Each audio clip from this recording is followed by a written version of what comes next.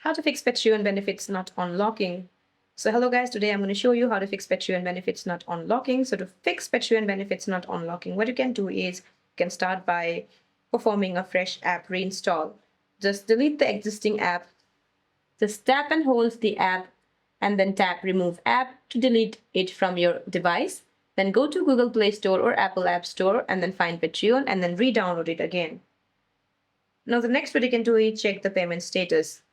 Head to your Patreon app, then tap on your profile at the bottom right corner, then go to settings. Once you go to settings, find billing or membership, or you can find the billing or membership in your app. You can just use the web browser and log into your account. Then you will be able to access to billing or membership tab. Now verify that your payment for the current month's storage as paid or active. If it failed, you will need to update your payment method or retry the charge. So that's it for this video, guys. I hope this video is helpful. See you in my next